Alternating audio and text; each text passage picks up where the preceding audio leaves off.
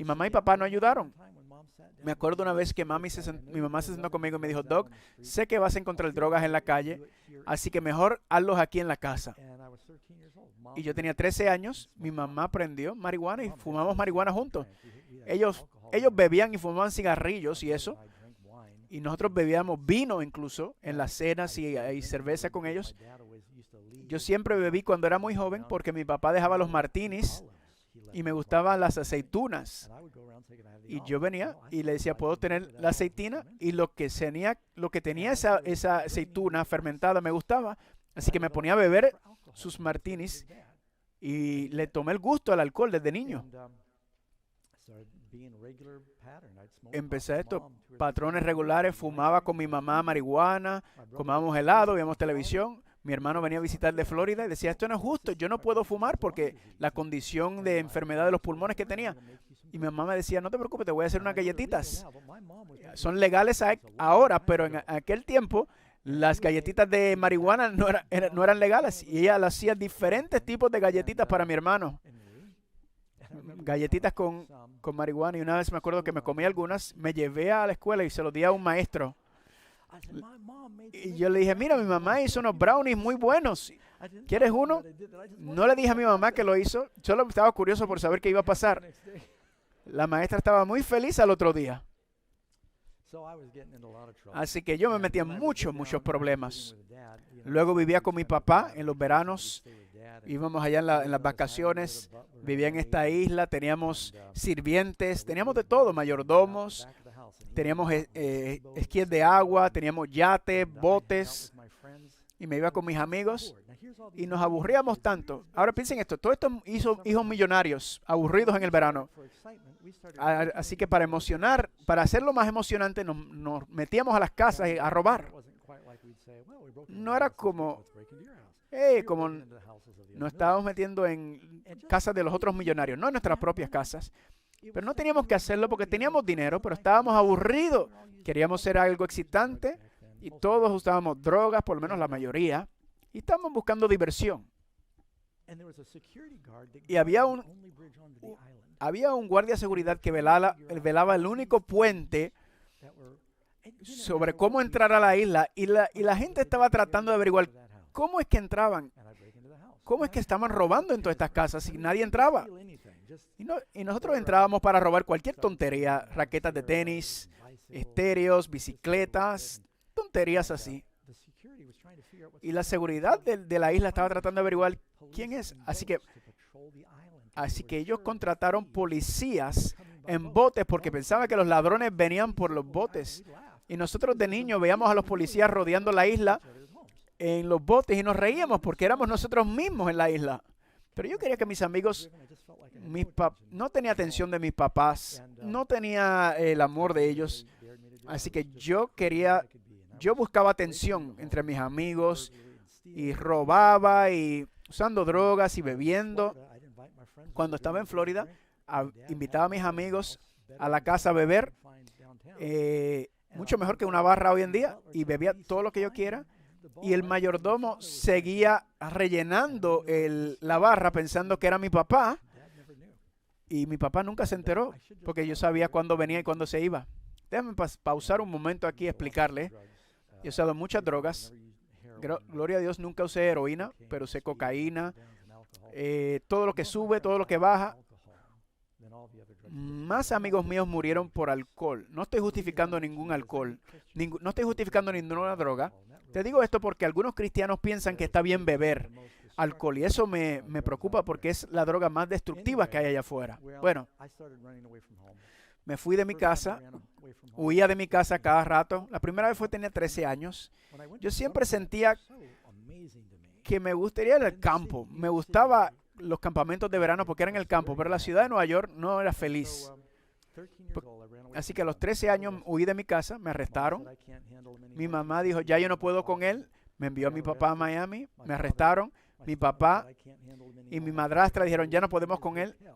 Me quedé, mi papá era dueño de un hotel en Miami, así que vivía en el hotel, trabajando en el hotel, porque él no sabe qué hacer conmigo. Otra vez huí, me arrestaron. 7 veces me arrestaron antes de tener 16 años. Dijo, Doc, no sé qué hacer contigo. Estás solo, ya. No puedo contigo ya. Y yo dije, amén. Y yo dije, yo tampoco quiero seguir con esto. Y yo estaba tan feliz por ser libre. Tenía como 15, 16 años. Huí y me fui solo. Y salí desde Miami, terminé en Boston pidiendo. Yo me sabía los caminos por los trenes y los buses. Así que yo conocía todo el área. Me fui a Boston y ahí empecé a vivir como ladrón. Robaba, me metía en las casas, robaba carros, robaba televisiones y trabajaba como guardia de seguridad, increíblemente, ¿verdad? Tenía 16 años, pero tenía una licencia que tenía 18 años, porque tomé mi licencia y cambié las fechas y eso, cambié mi licencia de aprendizaje para que me dieran una licencia regular. Y yo tengo 16 años, tengo un arma, tengo mi propio apartamento y tenía un amigo que era también guardia de seguridad y él sabía que yo estaba robando y me dijo, Doc, karma te va a agarrar. Yo pensaba que él me iba a delatar. Yo nunca robaba de los lugares que trabajaba. Yo velaba durante la noche el lugar, pero después de día me iba a robar a otros lugares. Porque si sales con un televisor en la noche, se ve sospechoso. Pero si sales de día con un televisor, la gente piensa que uno se está mudando. Y me dijo, este amigo mío me dijo, mira, la karma te va a llegar. ¿Me vas a delatar? Le dije. Me dijo, no, la karma te va a agarrar. Y yo le dije, ¿qué significa eso? Y dice, todo lo que haces, Dios lo ve y te va a devolver. Haces mal, el mal te llegará. Haces bien, el bien te llegará. Y yo le dije, no existe Dios. Dije, robé ese televisor, robé el carro y nunca me pasó nada. Nada me va a pasar. Y él dice, vas a ver. Y unos días después de esa conversación me levanté en mi apartamento en Boston y me dije, ¿por qué mi puerta estaba abierta? Y cuando miré, se habían robado mi televisor y mi radio. Y me molesté y llamé a la policía porque quería encontrar a esos ladrones. Y yo dije, ¿qué está pasando en este mundo? De verdad, estaba muy molesto. Y lo reporté.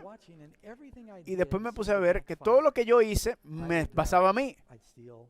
Me robaba un carro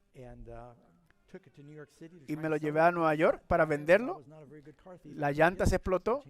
Así que como no sabía, tuve que dejar el carro abandonado. No sabía cómo cambiar la llanta y tuve que regresar a Boston.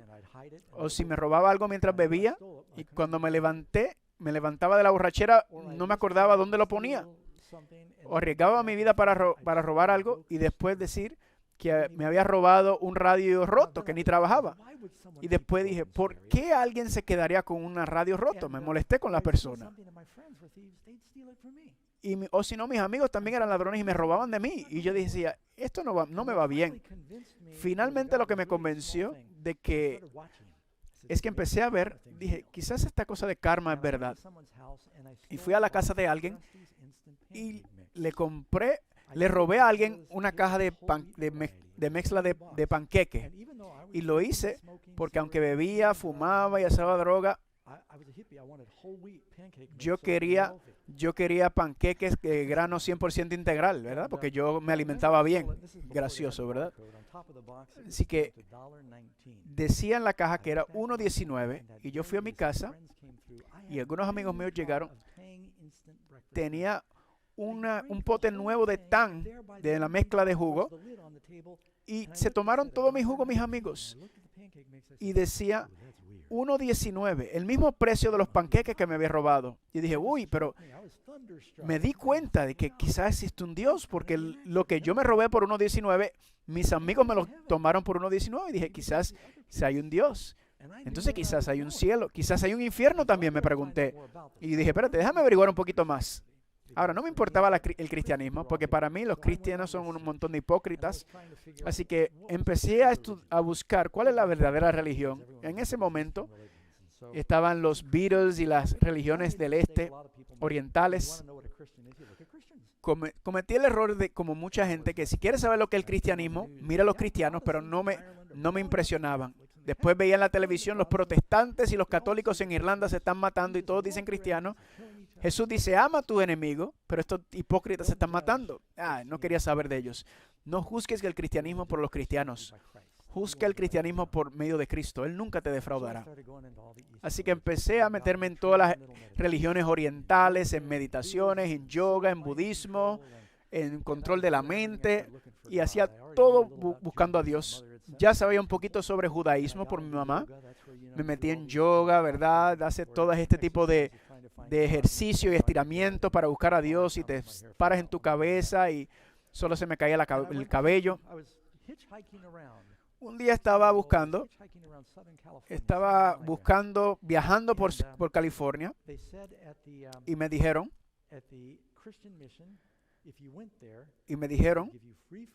que si ibas a esta iglesia te daban comida gratis, y yo pues estaba viviendo en la calle, así que quería ir a comer, así que fuimos a este servicio cristiano para escuchar este sermón. Decían, si quieres comer tienes que escuchar el sermón.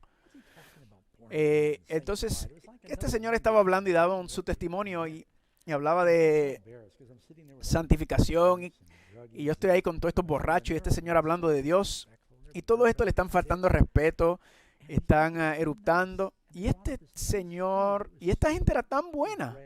El que predicó me gustó el testimonio, la gente nos trataba muy bien y era buena comida. Y al otro día también puedes ir a esta otra iglesia y puedes comer también. Era de los Krishna. Así que fui a otro templo a comer. Entramos y tenían baterías y guitarra, y todos parecía que tenían los pijamas de dormir, y brincaban y saltaban, y están tocando las baterías y las guitarras eléctricas. No quiero que faltarle respeto a nadie, pero esto fue lo que vi, y seguían diciendo Hare Krishna, Hare Rama, y seguían repitiendo lo mismo y lo mismo y lo mismo, y nunca me olvidé de eso, porque lo hicieron por 2 horas. Y en camino para allá yo dije, salí al baño porque no aguantaba, porque lo que quería era comer. Pero pensé que estaban terminando, y ahí estaba mi amigo también brincando con ellos. Y yo dije, mire, dejen esto nos están hipnotizando. Y después nos dieron yogur y pasas por todas esas horas. Yo dije, no, esta iglesia yo no voy a regresar. Pero estaba buscando, estaba abierto a escuchar. Me metí al hinduismo, a la meditación, hasta tomé un curso de cómo controlar la mente. Ya sabía algo de judaísmo y catolicismo, por lo que les dije. Y ahí regresé a Boston, y mi papá me fue a visitar. Me dijo, Doug, estás perdiendo el tiempo. Y él dijo, no, yo estoy haciendo las cosas sola. Mira, yo tengo mucho dinero, papá. Déjame comprarte una cena, papá. Quería mostrarle que yo estaba... Él dijo, mi hijo, yo no estoy impresionado. Yo tengo $1 millón en una mochila. Él también estaba ahí para un negocio. Me dijo, estás perdiendo tu vida, mi hijo. Mi hermano estaba enfermo y me dijo, tengo este gran negocio y tú tienes salud. Edúcate, estás perdiendo tu vida. Dijo, encontré una escuela. No voy a regresar a la escuela militar. No, es un bote. Es grandioso. Viaja por todo el mundo. Son 2 botes. Se llama la escuela de Flint. Hay 2 escuelas así. Uno hicieron una película. Se llamaba White Squall. Una película. Ese barco se hundió. No el que yo fui, el otro. Este se llamaba la escuela Flint. Y dice, hay muchachas y puedes hacer diversión viajando el mundo. Y él dijo, ok. Ya estaba aburrido vivir en la calle. Así que yo dije, está bien. Él estaba tan desesperado que me consiguió un pasaporte en 24 horas. Me volaron de Boston a Italia. Fui al barco y le di mi pasaporte, me lo quitaron y ya todo había... Me di cuenta que me habían engañado, porque esto no era solamente divertido, esto era para los hijos de políticos y millonarios que se metían en problemas con las drogas o estaban en algún tipo de secta. Era un lugar para sacar a los hijos de famosos y ricos y sacarlos de su ambiente. Y el propósito era enseñar ateísmo. Nos enseñaban sobre Darwin, no había Dios, de la evolución y de diferentes ateos. Y yo dije, wow, esto es muy diferente. de donde yo estaba. No estoy ahí donde estaba, pero me rebelé un poco ahí también. Era divertido vivir en un barco, pero era demasiado rígido. Me rebelé un poco, no participaba en las clases porque yo llevaba solo todos estos años y ahora estoy otra vez en la escuela y me están diciendo qué hacer y no me gustaba. Mis notas eran muy malas, no participaba. El capitán del barco me dijo, Doc, ¿qué tenemos que hacer para que participes? Primero dije, si no participes, te tienes que sentar en el piso. Y dije, pues, me sentaba en el piso, no me importaba, era un payaso. Y recuerden, la escuela está en un barco y estás o trabajando o tomando clases en el barco. Y dicen, pues no te damos comida. Pues mis amigos me daban comida. Y dicen, Doc, estás destruyendo la moral del programa, eres un payaso, no participas. Y le dije, déjame ir a mi casa en las Navidades, le dije, y yo voy a cooperar. Me preguntaron eso, ¿qué podemos hacer? Y yo estaba en África, estábamos en África, y él hizo una llamada internacional, levantó a mi papá y le dijo, tenemos nueva noticia. Doc está haciendo un gran progreso aquí. Creo que él está listo. Ni siquiera en Navidades te dejaban ir, a menos que había sido muy buen estudiante, pero me querían sacar. Y me decían, te vamos a enviar a tu hijo, él está listo para ir. Así que mi papá se puso muy contento. Me comporté esas semanas que me quedaron. Estábamos en el norte de África, por el Mediterráneo, para España. Yo sé que el Mediterráneo se ve pequeño, pero es inmenso. En el invierno tienen unas tormentas, lo pueden leer en los últimos libros de Hechos, lo menciona en el libro de Hechos, Pablo dice, donde las tormentas que por 14 días fueron unas tormentas terribles, y el barco en el cual estábamos era de hierro. Yo estaba en uno de hierro, era un barco de vela. Venían las olas, venían sobre el barco. El agua era muy fría. Todos estaban enfermos por el mar. El viento era tan y tan fuerte que tú podías gritarle a alguien que está al lado tuyo y no te escuchaba. Se rompió el velo. Todos tenían enfermos, inclusive el capitán. El capitán notificó, dice que si te caes del barco, ten cuidado si caes del barco porque no podemos volver para rescatarte en esta temperatura. Marcaremos el lugar y se lo diremos a tus papás. ¿Qué ustedes creen que los ateos van a hacer cuando van a morir? Era la cosa más increíble, la transformación que pasó sobre toda la escuela. Como todos que eran ateos y ahora todos son muy religiosos. Y la gente estaba orando. Y la gente sabe qué confesar cuando saben que van a morir. Haciendo promesas a Dios. Claro, sobrevivimos. Y eso me enseñó que el miedo es un buen indicador para buscar de Dios, pero no debe ser el motivo principal. Quizás a principio por miedo, pero tienes que servir a Dios por amor. Yo estaba, mientras estaba la tormenta, nadie estaba diciendo Hare Krishna, todos estaban orándole a Dios. Así que llegamos a España, me llevaron al aeropuerto, los otros estudiantes también se montaron conmigo en el avión para regresar a Estados Unidos. Compré una cerveza y una caja de cigarrillos. Saben que en ese tiempo en los aviones se podía beber y fumar. Y me decían, te vas a meter en problemas, Doc. Y yo, ustedes nunca me van a volver a ver. Me llegué a mi casa. Mi papá tomó a la familia. Nos fuimos en unas vacaciones en Canadá, bien bonitos. Cuando vino el momento para regresar a la escuela, mi hermano preguntaba por qué le vendía todo. Siempre quería hacer un buen trato a mi hermano. Y le vendí todo, busqué todo el dinero que podía y me fui otra vez solo. Oh, miren esta foto de esta tormenta. Esta es de la página de esa escuela y uno de mis artistas gráficos lo juntó. Así que ahí estoy yo buscando subirme en carros. Iba de Miami, Florida. Quería ir a California. Había encontrado unas cavernas cuando tenía 16 años allá en Santa Mónica. Y era por Palm Springs y dije, voy a ir por allá y voy a vivir en las montañas. Pero ahora es el invierno porque me fui durante la Navidad. Es como año nuevo aproximadamente. Así que me monto en carros para cruzar el país. No tenía mucha ropa. Quedé pillado en Oklahoma. Un frío terrible. Y estoy en la autopista solo con un frío. Todo el dinero que hice había bebido y perdido en apuestas. Sabía que había un Dios, pero ahí estuve horas y me desesperé tanto que cuando un carro pasaba yo me ponía de rodillas, por favor.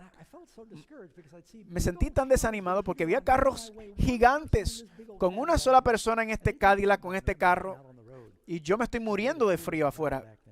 Y hice un pacto: Señor, si alguna vez tengo un carro, voy a montar a todos los que están en la calle. Espero que Dios me haya perdonado. Oré una oración muy específica. Dije: Señor, necesito ayuda. Sé que soy una persona terrible y de verdad que era muy podrido yo. Tenía un amigo que tenía una bicicleta nueva. Me metí a la casa de él, le robé su bicicleta, era una bicicleta muy bonita, y se lo vendí a otro amigo, que después fue para cambiar el número, porque sabía que era una bicicleta robada. Él la pintó, después se lo robé también a ese y se lo vendí a otro. A mí no me importaba nada ni nadie. ¿Saben por qué? Porque no creía que había alguien que yo le importara. Vengo de esta mentalidad de sobrevivir, sobreviven los más fuertes. Así que estoy en la autopista. Le dije: Señor, soy una persona terrible. Por favor, perdóname. ¿Me puedes ayudar? Y le pedí 4 cosas. Ayúdame a conseguir a alguien que me lleve a California. Ayúdame a conseguir comida, tengo mucha hambre. Ayúdame, dinero, necesito dinero, no tenía nada de dinero. Y la cuarta era: Señor, ayúdame a que la persona que me lleve, que sea una persona normal. Porque dicen que la única gente que te recoge cuando estás en la calle son los cristianos y los locos. Y a mí me recogían gente muy demente, que estaba bebiendo y decía: miren esto. Y la persona decía: yo puedo conducir con las luces apagadas. Y tengo un miedo. Yo les puedo dar historias de personas que me veían en la carretera y me daban y me montaban. Y hasta una vez me metí con unos muchachos que se metían no solamente en la autopista, sino iban en la vía contraria. Y yo decía: Señor, por favor, quiero a alguien normal que me pueda montar en su carro y llevarme. El próximo carro paró. Era una van blanca. Me recogió. Me llevó hasta California, a la puerta donde iba. Me dio comida todo el camino. No le pedí. Cada vez que parábamos me alimentaba. Me dio $40 cuando me dejó. No se los pedí. Ni tampoco le pedí que me predicara desde Oklahoma hasta California. Todo el camino me predicó. Era un cristiano recién convertido y le estaba diciendo a todo el mundo sobre Jesús. Este hombre era verdaderamente abierto cuando lo que se llama el movimiento Jesús, donde la gente estaban gritando a los 4 vientos que Jesús. Y yo tuve que escucharlo todo el camino, hablándome sobre la Biblia. Y dije: bueno, tengo que escucharlo porque me está dando comida. Quería salirme, pero hacía frío. Pero tuve que soportarlo. Ahora, era una buena manera de testificar. Y después cuando yo recojo a la gente en la calle, yo hago lo mismo. Y cuando llego a 65 y le digo la historia de Jesús, y después cuando voy como a 75 le digo: ¿quieres aceptar a Jesús? Con miedo. Ya no lo hago. Es una broma. La Biblia, yo pensaba que era un cuento de hadas. Así que Él me dejó. Así que yo decidí buscar a Dios por medio de la naturaleza. Así que me fui a estas cavernas que encontré cuando tenía 15 años. Allá en Palm Springs.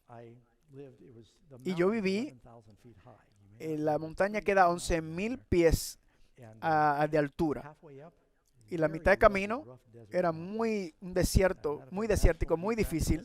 De hecho, National Geographic tiene documentales de gente que se perdieron en esta área y tuvieron que rescatarlos. Es una área muy difícil. Y yo encontré una caverna allá arriba. Era un lugar bonito, muy lindo. Esto es una vista de donde estaba yo arriba. Ahí ves a Palm Springs. Y no puedes bajar, no es un terreno muy difícil. Este es el monte San Jacinto. En la base de esa montaña había un pequeño estanque de agua y había también un pequeño de agua. Y yo estaba tratando de buscar a Dios por la naturaleza. Y estaba desnudo, de hecho, caminaba desnudos. Yo pensaba que era bíblico, como Adán y Eva.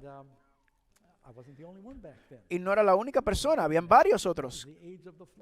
Ese era el tiempo de los hijos de la flor. Había un arroyo, bajaba yo a la ciudad 1 o 2 veces, tocaba la guitarra para que la gente me diera dinero, y a veces me metía yo a los basureros. Me metí en un basurero una vez. Déjame parar un momento. Mi abuelo y mi abuela vivían en Hot Springs, en el desierto, y me habían arrestado ahí una vez por exposición indecente. Estaban en la cárcel de Palm Springs y mi abuelo se enteró de que yo estaba sacando comida del basurero, y cuando mi papá se enteró, toda su vida trabajó en la depresión para que sus hijos nunca tuvieran que luchar como él y su familia, y cuando se enteró de que yo estaba comiendo de la basura, rompió su corazón. Nunca me di cuenta hasta después. Yo pregunto, ¿cuánto le duele a nuestro Padre Celestial cuando sus hijos van a la basura del mundo buscando la felicidad en vez de aceptar a su hijo? Así que el milagro es que cuando entré, ahí está una foto de mi gato que se apareció un día. Se vivió conmigo 1 año y medio. Él me gustaba porque él mantenía los ratones fuera. Una vez me molestó porque se comió mi comida, mi bistec, pero en la noche, en el frío, él venía conmigo después de casarse, después de salir a cazar, y cuando abría, él se metía a la parte de abajo y dormía en mis pies. No sé cómo aguantaba el olor en mis pies, pero eso es lo que hacía. Era mi amigo por 1 año y medio. Así que ese era mi gatito amigo. Después subí con uno de mis hijos. Ese es el arroyo donde había una cascada. Era bien rico porque era muy caliente allá arriba a veces.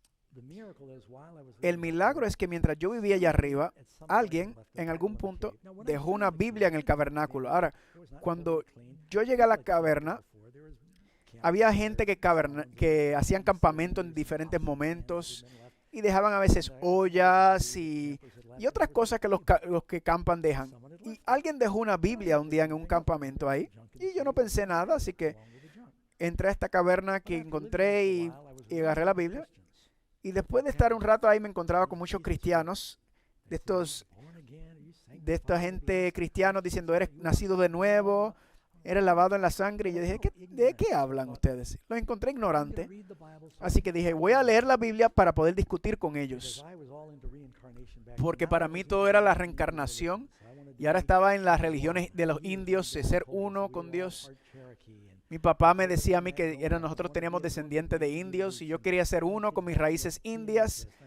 Y mis hijos una vez me compraron un kit de ADN y no tenía nada de indio en mi sangre. Pero yo pensaba que yo quería ser uno con los dioses indios y fumando peyote. Pero dije, déjame leer la Biblia para que yo pueda debatir con estos cristianos locos. Así que empecé a leer en Génesis y dije, qué fascinante. Me pillé en Éxodo y uno de mis amigos dijo, no, Doc, ve al Nuevo Testamento. Ve con los 4 testamentos, los 4 evangelios. Así que cada mañana yo hacía pan de guineo, que compraba guineo y los que se ponían viejos, hacía pan y leía la Biblia todas las mañanas. Y cuando leía la Biblia decía, wow, yo he escuchado estas citas toda mi vida y no sabía que todo esto venía de la Biblia. Ve a la segunda milla, ojo por ojo, diente por diente, la mano, escrito en la ley escrita en la piedra, pon tu otro cachete. Wow, eso está en la Biblia. Yo dije, hay mucha sabiduría en este libro.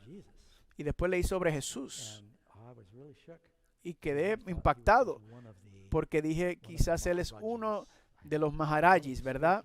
Uno de estos maestros espirituales enviados a la tierra. O es un mentiroso porque él dijo, yo soy el único camino. Él no dijo, yo soy uno de muchos. Él dijo, yo soy el camino. No hay otro nombre no hay otro nombre dado a los hombres para salvación. Él dijo que él era Dios, el Hijo de Dios. Y yo empecé a luchar.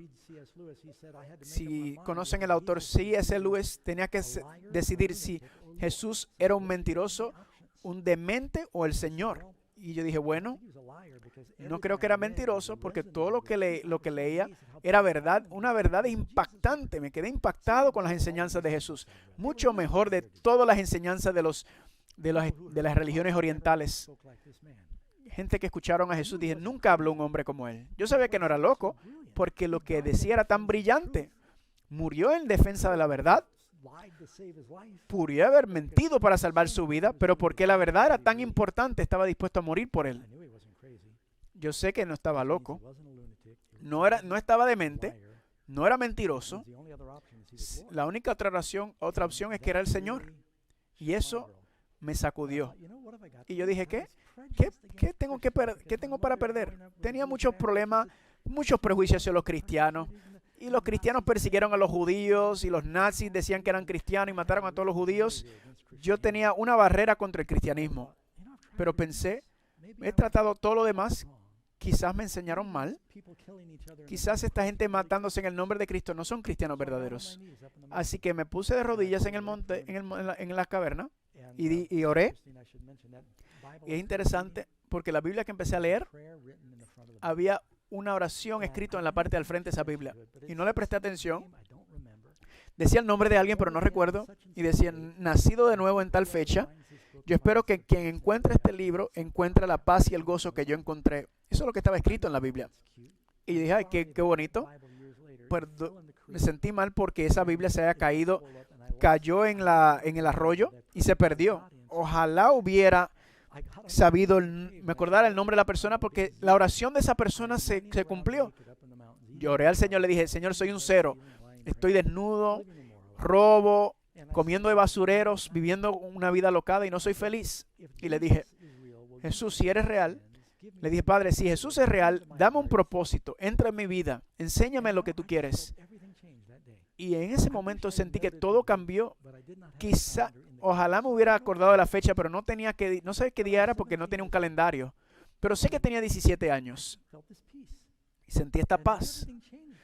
Y no todo cambió de la noche a la mañana. Fue poco a poco.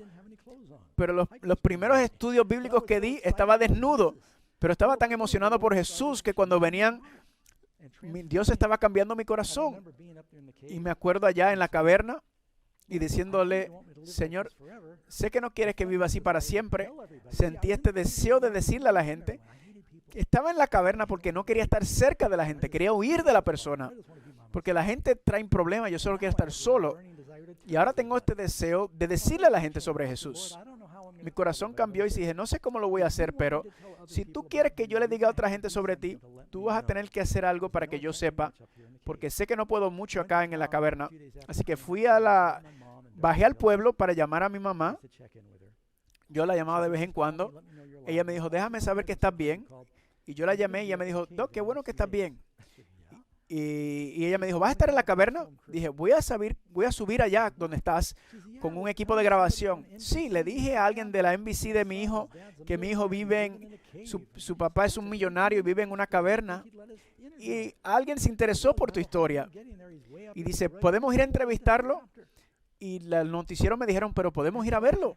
Buscamos un helicóptero. Así que 2 veces me pasó. National Geographic me voló a mi caverna 2 veces para ir a visitar la caverna, hacer historias de mí. De momento, la cadena NBC subió a mi caverna. Esta es la foto, esa es mi mamá. Ese es el periodista que fue y me hicieron una entrevista. Esto pasó a la televisión nacional 3 veces. Un amigo mío en la cárcel me dijo que lo vio 3 veces. Y compartí mi testimonio. Y aquí yo estoy, Señor, ¿quieres que se lo diga a alguien? Enséñame. Y ahí envía un equipo de grabación de un noticiero famosísimo. Dios es muy bueno, familia. He subido varias veces ya desde que me fui. De hecho, siempre dejo una Biblia por si acaso. Esa fue una vez que fui. Esta vez pude ir con mi hijo menor. Aquí está cuando fui una vez con mi familia. Pueden ver cuán pequeño era Steven en ese momento. Y esta fue la última vez. Este fue este año que fui. Han salido buenas cosas de COVID. Pude ir a la caverna con mi hijo Nathan. Y mi familia, me estoy poniendo viejo. Casi no llego. Quizás sea mi último viaje sin helicóptero. Pero le digo como Dios me ha bendecido. Mi mamá. Ven, ahí está la boda de mi hermano. Una de las pocas fotos que tengo de mi mamá y mi papá juntos. Pueden ver, yo soy la oveja negra con la barba y sí, tenía pelo algún momento en mi vida. Ya todos murieron, esos 3. Quiero regresar a la historia del lunático en la Biblia. Aquí está Jesús, encontró este demoníaco, matándose desnudo, viviendo en una caverna, en una caverna, con los cerdos. Vino a Jesús como Él era.